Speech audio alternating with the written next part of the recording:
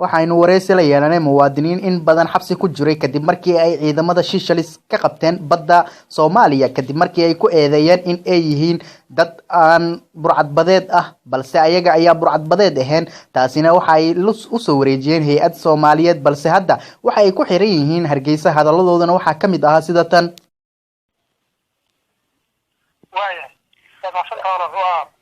magacaygu waa Shaafici Cabdi Carab Qaas haye maxaad ka cabanaysaa waxaan xaalayna walaal waxaan ugu dhacday macnaheedu fara badan marka waxaan horta ka dhalinyarada Soomaaliyeed haye eeday falmacna burcadnimo lagu eedeeyay laakiin san kalluumaysiga ana taantay haye oo kalluumaysatada kalluumaysiga ahayn maarka dhalinyarada ka kalluumaysata maaragtay hardheereen iyo xamarka u dhaxayda mas'uuliyadda ka baxan ahayn marka sanadka markuu 2010 bishii 18 aan la qabtay November 2010 ma fahamtay hadda 7 sano xirantiin 7 sano ku jirnaa kadib waan la qaaday marka dagaalana qabtay waxaan noo sheegay inaan maaragtay burcadnimo la kala shakiyay kadib markii la qaaday waxaan la geeyay burcadnimo la kala shakiyay kadib markii la qaaday waxaan la geeyay Seychelles ilaa jasiirad iyo sheeka ku dhex taala dareentii iyo dhaxdeeda jasiirada kadib meesha sanad ku hayay sanad iyo bar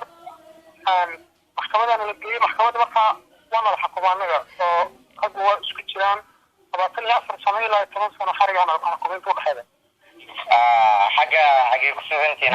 hadda xagee ku sugantiin hadda waxaan ku sugannahay Hargeysa marka dhibaato waxaan ugu dhacday xakun aan loo yahayn oo meel aan dhaqankeedii diinteedii afkooda aan aqoonana la geeyay marka hore meesha sanad ku xukumo waxaan loo sheegay in dambiga sanad ku eedeeyay وحقين ودنيا إن كلمة حقين هو أما حقين إحنا نلومشين مثلا نشوف أن الكسور دي أنا قلت لو يكون كان القناة وبي توصل جزئين لكني أربع سنة كان لو كنت يلبي الثمن فركا ما هي سبب باترين بدنا نقول كل ما أو على الحمى شغل كيمياء نلومشين بس كمان ثاني سنة ما رتلو يعني في الخشوع شو سلسلة صورة قاعدة إحنا نكره حمرة مثلا صح sidaas markay taa markaa noo meesha markaan ku xirannahay waxaa la yidhahdaa wax eheloo noo jooga ma jirto caafimaadkeena iyo nolosheenina waa midaan isku weyno macnaha ana gacantaba ku weynba sax oo hadda imis ku furan aad ku joogtiin xabsiga hadda 20 nin ama 20 nin 20 kiina wax dhibaataysan ma ku jiro لكن كان دكتور نواب بلو إلى طماطم وحنا نرش بن عالم كوح كسوية هاي وحكمله فإذا ما هي نبعتي ما ربعت ما هاي في مرض هاي في بين هاي ببغى شيء بس هاي وحنا هاي لما تشوف مركا أنا ما كسر هاي لا سنة لا سنة أفر سنة جدي كمان سنة لبي لا سنة حكمنا هاي سنة مركا أرجعنا ما كنا سنة ما ممكن أن نروح نجيب له حلو سنة يعني وحياتنا تعدي وقف إنه على بحرس السلام بحرس يقول له قول له طابي وحياتنا عاد إيش وقت ثاني كل الآن وأصحاب بها ماشي كده حتى أنا معنا وحنا قاعدين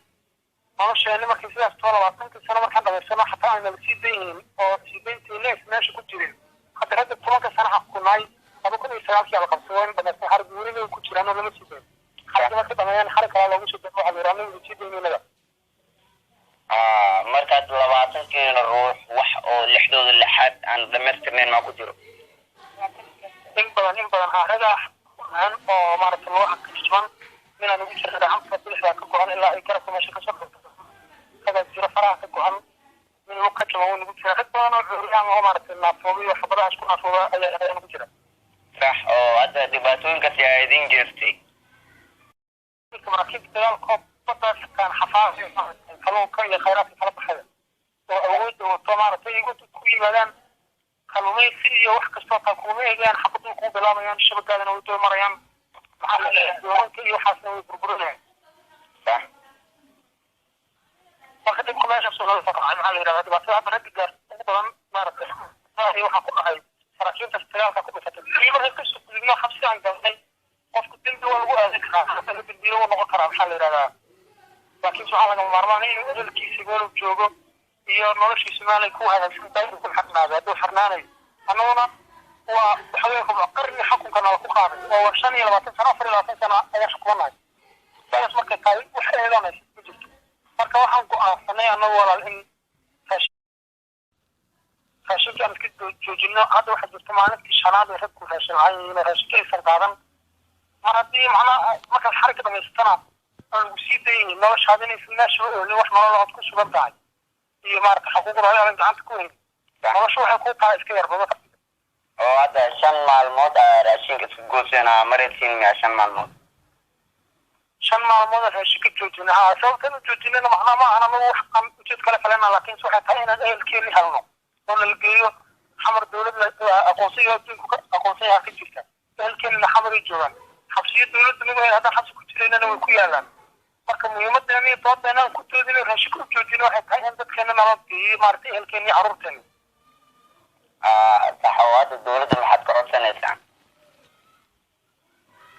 dowladda waxaan ka codsanayaa wala maartay mas'uuliyiinta ugu shaqeeya madaxweynaha ra'iisul wasaaraha gudoomiyaha baarlamaanka shacabka Soomaaliyeed in maartay anagu hawtoodiya maxaa la yiraahdaa dadkii mas'uuliyiintu ahaayeen oo maartay maanta mas'uulka ka yihiin ka mid ah dambiguna uu baa karaa dambiga lagu adeeg karaa kasana cadeen al ku xukumo dambi aan ku galno aysan jirin waana ku adeeg karaa hadana dambiga qofka dambi waa lagu adeeg karaa. marka aan codsanayna anagu guud ahaan dowladda maartay wax lagu shaqeeya inta ugu hooseeya waxaan guud ahaan in dalkeena la geeyo maartay gobolkaas aan ka soo jeedno gobolka banaadir dadkeena asoo ku sugan yahay xuquuqan oo lana tan xanuunsanayna dawladna meeshaan ma la xayaato kaliya ku dhalay in la geeyo dalkeena meeshaan ka soo jeedno iyo gobolka ama galbeed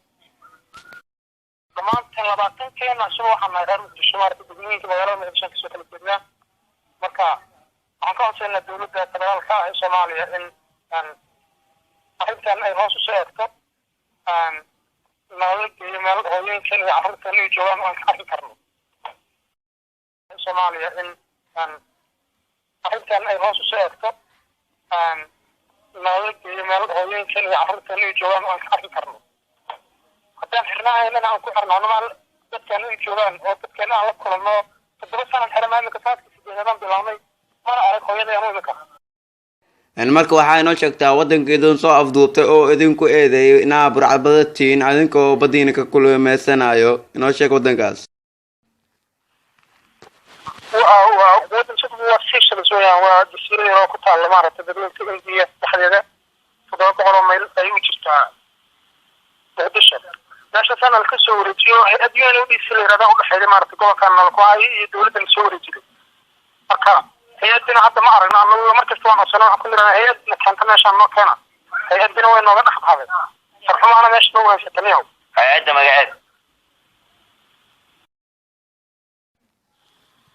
UNODC la yiraahdaa waa hay'adda dambiyada baraha iyo daroogooyinka waxaas qaadaysa taas UN ka timid.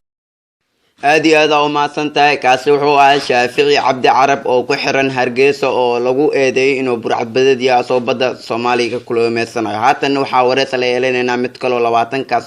lagu eedeeyay burcadbadeednimada. hadda intaas waxaan rajaynaynaa waxaan rabnaa waalid wareejin doonaa maalin laga qaadi doonaa dadkii la geeyay doonaa hatta cadaalad iyo wax kale ka dibin halka waxaan ku yiri maxkamadda Malaysia raxmaanna Malaysia waxaa diidan xukuumada nololkiisa adikoo diyaarad saaran sidaas aan idin baahayna